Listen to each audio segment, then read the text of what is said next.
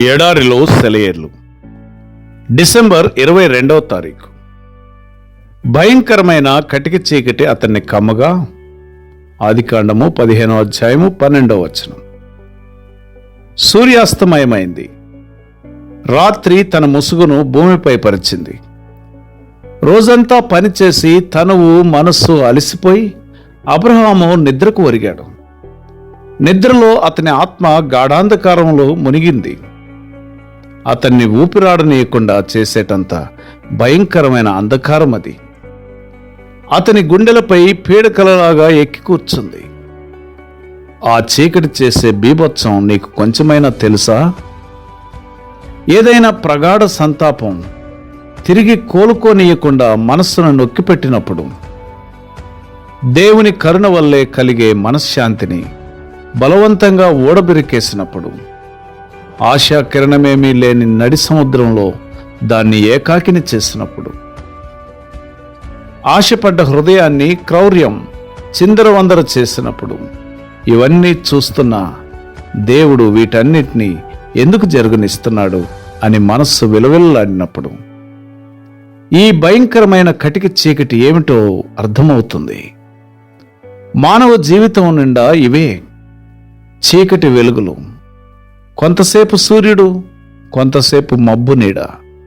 వీటన్నిటి మధ్య దేవుని న్యాయవిధి తన పని తాను జరిగించుకుంటూ వెళ్తున్నది. క్రమశిక్షణకు గురవుతున్న హృదయం మీదనే కాక చుట్టుప్రక్కల ఉన్న మనుషులందరి మీద తన ప్రభావాన్ని చూపిస్తున్నది. దేవుడు మానవుల పట్ల జరిగించే కార్యాల మూలంగా నెలకొనే ఈ భయంకరమైన కటిక చీకటికి బెదిరిపోయేవారు ఆ దేవుని మహాజ్ఞానాన్ని బట్టి, కేవలం న్యాయమైన ఆయన విధానాలను బట్టి ఆయనలో నిరీక్షణ ఉంచాలి. ఎందుకంటే ఆయన తనంతట తానే కల్వరిలో ఆ భయంకరమైన కటిక చీకటిని అనుభవించాడు. దిక్కుమాలిన వాడై కేకలు పెట్టాడు. అందుమూలంగా మరణమనే గాఢాంధకారపు లోయలో నీతో పాటు తోడుగా ఉండి, అవతలి వైపున నీ కంటికి సూర్యకాంతి కనిపించేదాకా నడిపించగల సమర్థుడయ్యాడు.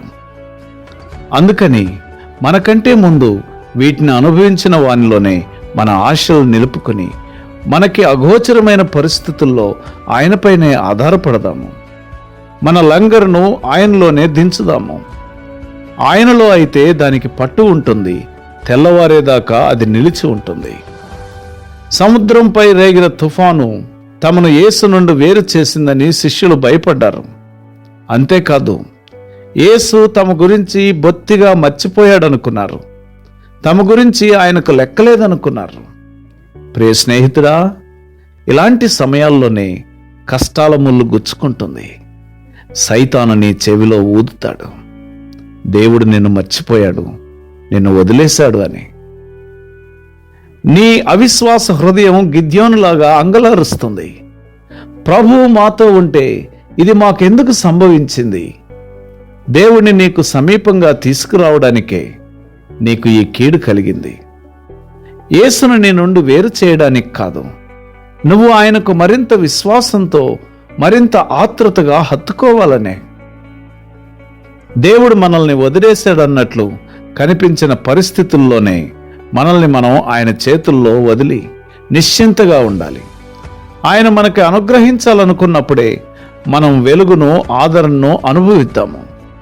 ఆయన ఇచ్చే బహుమతుల మీద కాదు గాని ఆయన మీదే ఆశ పెట్టుకుందాము. విశ్వాసపు రాత్రిలో ఆయన మనల్ని వదిలినప్పుడు ఉక్కిరి బిక్కిరి చేసే ఆ చీకటిలోనే సాగిపోదాం.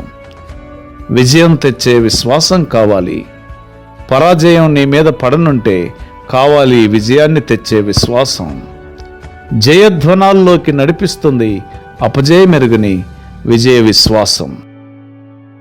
నీకంటే ముందుగా కల్వరిలో ఆ కటిక చీకటిని భరించిన ఆ యేసు మీద ఆధారపడి ఆయన నీకు అనుగ్రహించే వెలుగు కిరణమును పొందునట్లుగా ప్రభువు నీకు సహాయం చేయనుగాక.